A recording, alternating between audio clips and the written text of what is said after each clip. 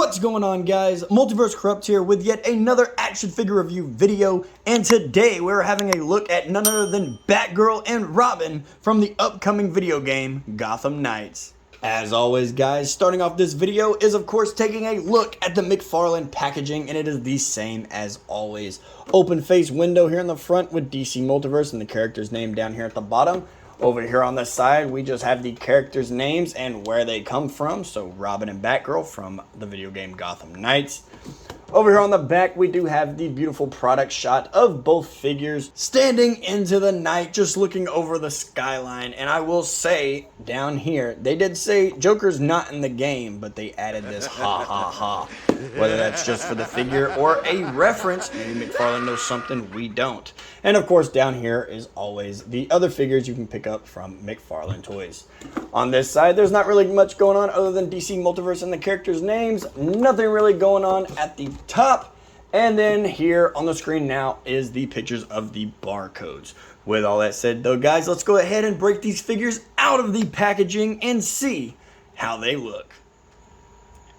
Few people can match Barbara Gordon in terms of raw willpower and determination. Barbara has always been a person of action. In her mind, backing down is never an option. Being the daughter of Gotham City's police commissioner had a massive impact on her. Jim Gordon gave his life for Gotham, and now she wants to make sure it wasn't in vain.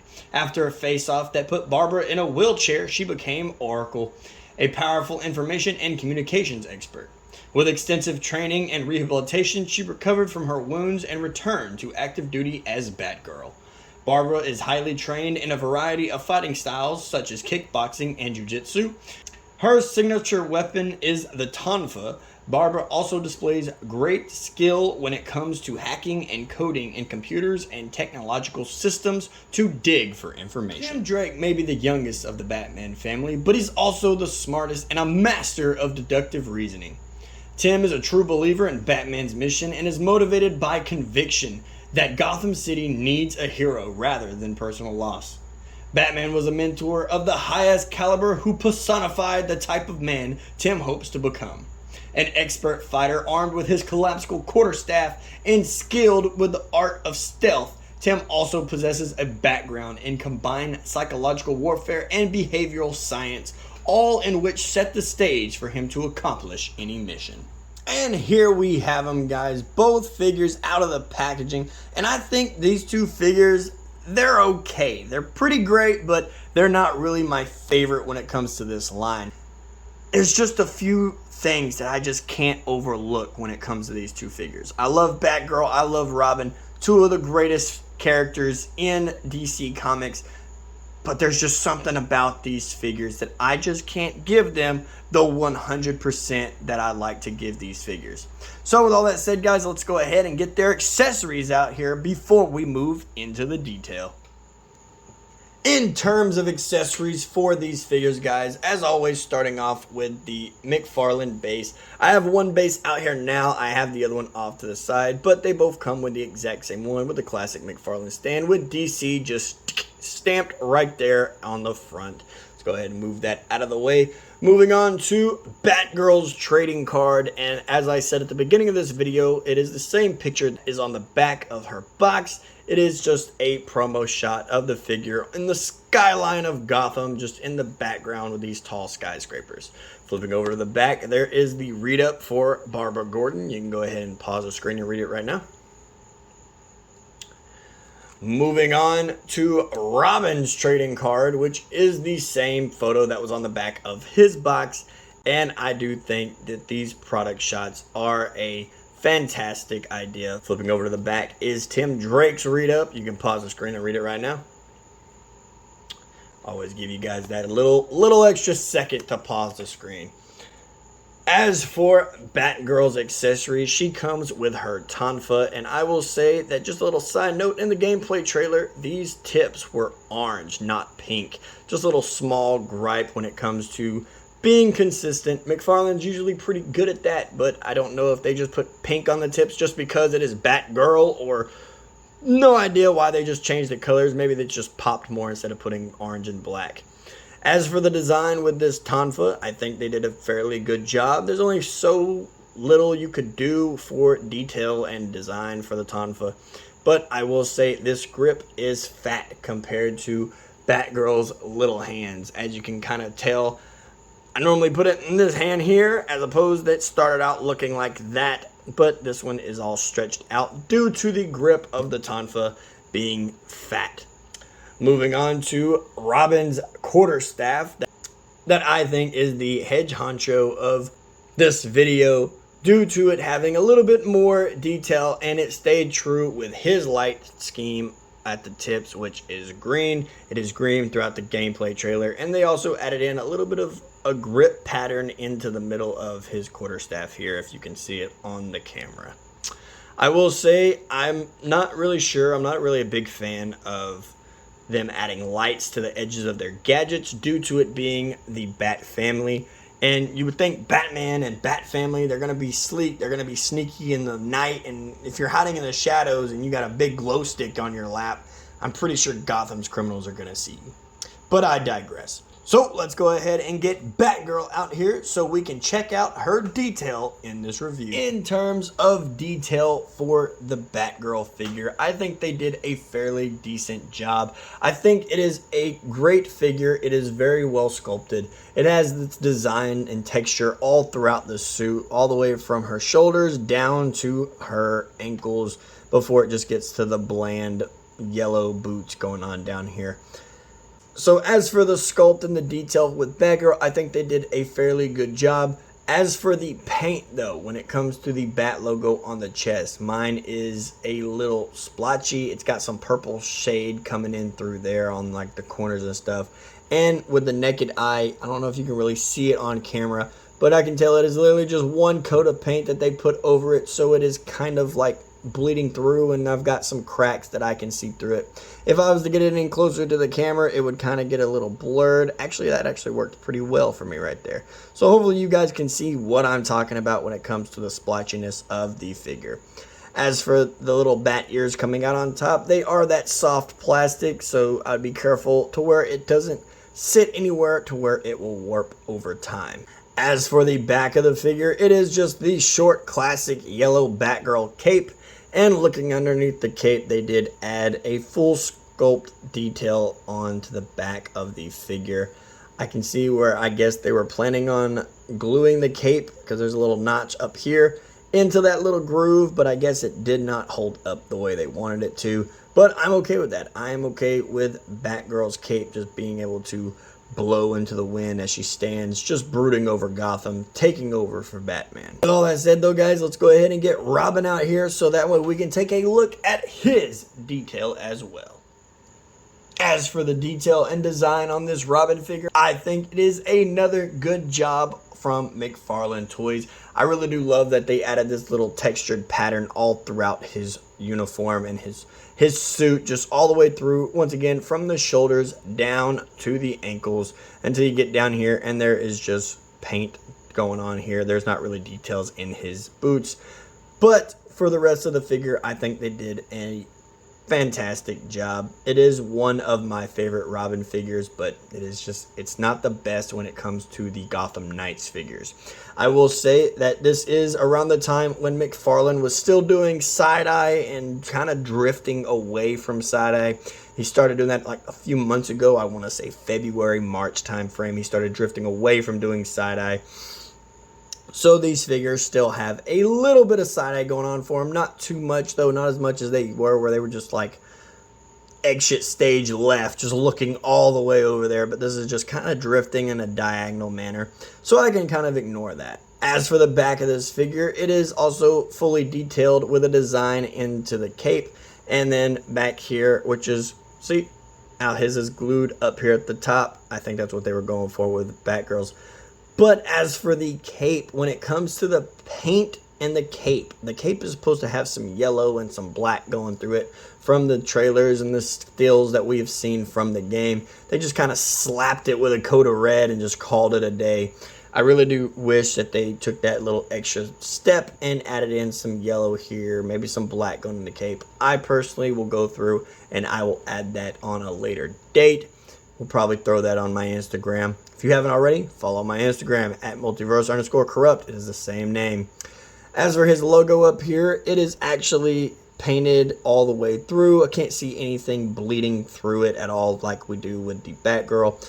And his tassels up here from his hood are also a bendy, soft latex rubber that you can just twist and pull around. I will say I really do like that. I know some reviewers on these figures said that, oh, I don't like that, it's in the way, it's in the way. I'm actually okay with that. I feel like without it, he would just look nude without it. So I am grateful to have those. So with all that said, guys, let's go ahead and get the tape measure out here and see how tall these figures are and their articulation. As for how tall these figures stand, guys, these figures do stand at about just under 7 inches. So they are just a little bit shy of the typical McFarlane scale due to Batgirl being, you know, a female character. So she is going to be shorter than the male characters, as you can see with her compared to Dick Grayson's Nightwing. She is a perfect scale compared to him, in my opinion. As for the articulation, when it comes to Batgirl, I think that you guys will be happy to see that she does not look up due to her hair. Just a little joke for you there. She does not look up at all, but she does look down all the way with a big tuft of hair just floating with zero gravity going on here. Her head is on that ball joint, so she can rotate her head all the way through 360 degrees, and she can kind of tilt to the right and kind of tilt to the left. As for her arm articulation, her arms do go out about that far, and they do rotate all the way around, but they will get snagged due to this having the McFarlane leather coat just draped over the center torso. She does have a little bit of a bicep swivel. Actually, it's actually loosened up over time. So she does have a bicep swivel that goes all the way. When I first opened this package, it only stopped about there. So I was afraid I was going to break it. Didn't want to touch it. She does have double hinged elbows as well. And her wrists are on the hinge and peg that rotate all the way around. But due to her cufflinks coming all the way down here, she only hinges so far. As for her torso, there's pretty much next to nothing other than her waist articulation, and you can kind of make her crunch forward. She can't really do it due to the, like I said, leather coat just draped over her torso to where it just gets stuck and it's in the way.